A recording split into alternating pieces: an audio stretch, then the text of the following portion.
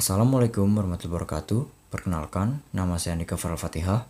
Saya duduk di kelas 12 IPS SMA Tunas Eko Sampurna, dan hari ini saya akan menjelaskan tentang materi geometri ruang. Berikut adalah daftar isi pada materi geometri ruang. Pertama, ada kedudukan titik, garis, dan bidang dalam ruang. Kedua, ada jarak pada bangun ruang. Serta yang terakhir, ada sudut pada bangun ruang. Kita masuk ke materi kita yang pertama, yaitu kedudukan titik, garis, dan bidang dalam ruang. Gambar yang ada di layar kalian sekarang menunjukkan sebuah kubus A, B, C, D, E, F, G, H.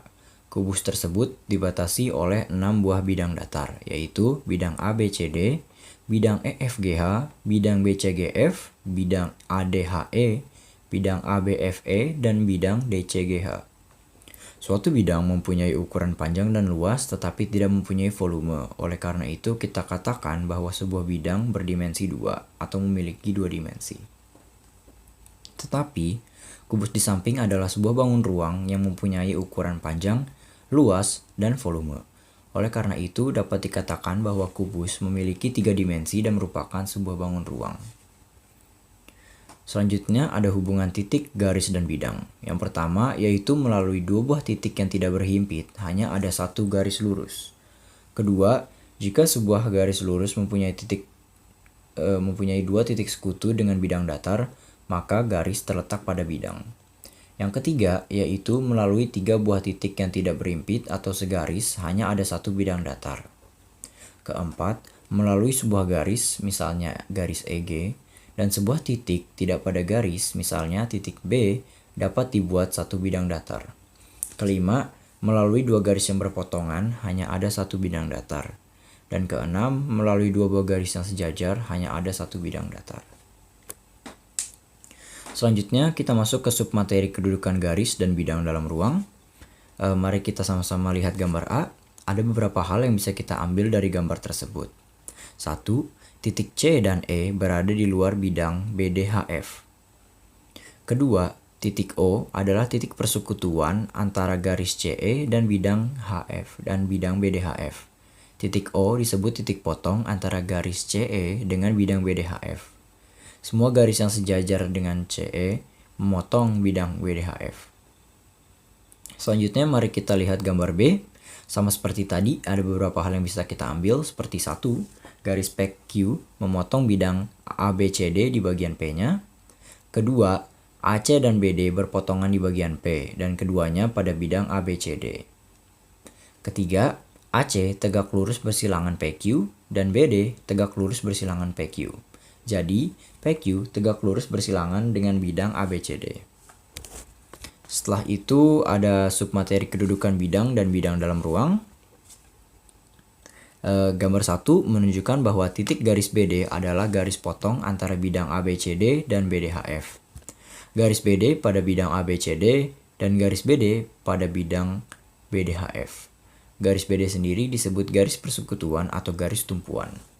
Sementara itu pada gambar 2 menunjukkan garis PQ adalah garis persekutuan atau tumpuan pada bidang ACGE dan BDHF. Maka kedua bidang ACGE dan BDHF berpotongan.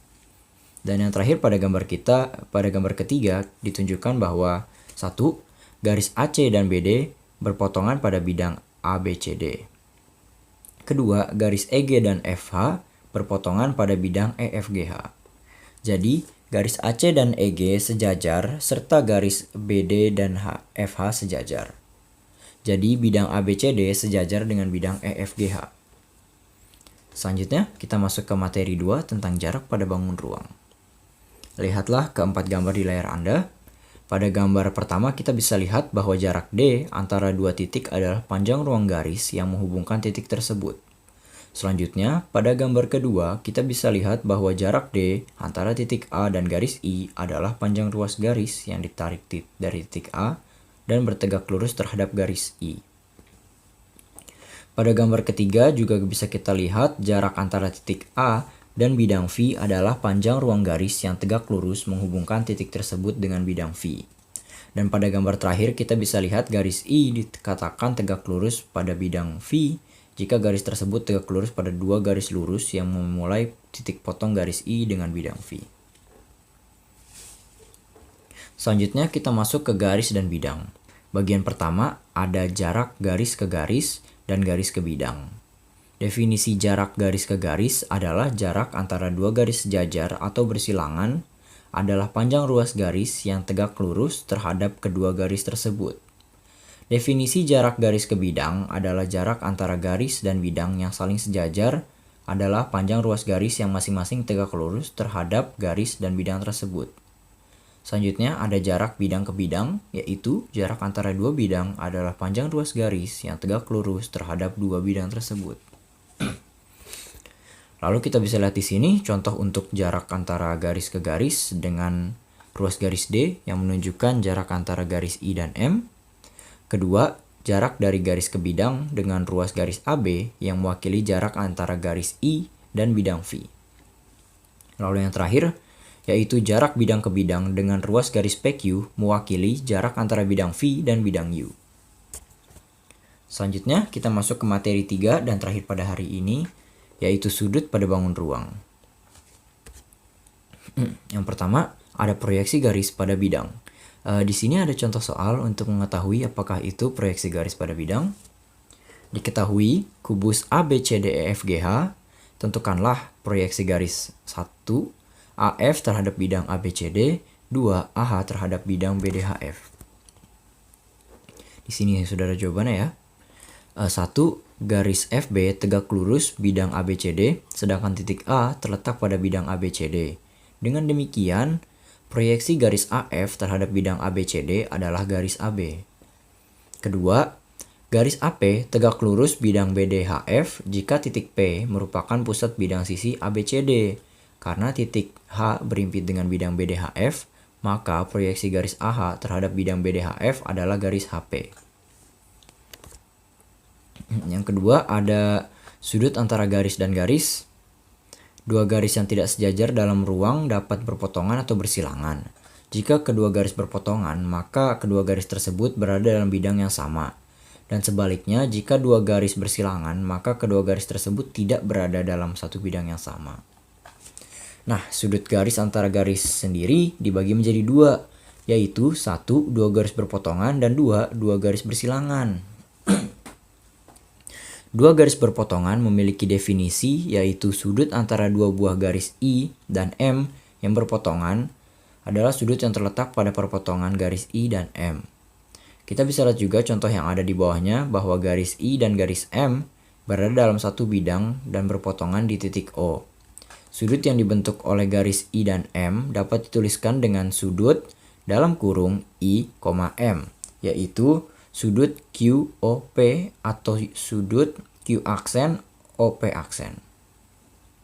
Sedangkan dua garis bersilangan memiliki definisi, yaitu sudut antara dua buah garis I dan M yang bersilangan adalah sudut yang diperoleh dari dua garis yang berpotongan masing-masing sejajar dengan garis I dan M. Kita bisa lihat juga di bawahnya ada contoh dua garis bersilangan. Kita bisa ambil bahwa garis I aksen sejajar dengan garis I, sedangkan garis M aksen sejajar dengan garis M. Dan garis I aksen dan M aksen berpotongan di O. Maka sudut theta yang dibentuk oleh I aksen dan M aksen merupakan sudut antara garis I dan M. Selanjutnya kita masuk ke materi sudut antara garis dan bidang. Sudut antara garis dan bidang sendiri adalah sudut antara garis tersebut dengan proyeksi garis itu pada sebuah bidang. Kita bisa lihat contoh sudutnya pada laptop di samping.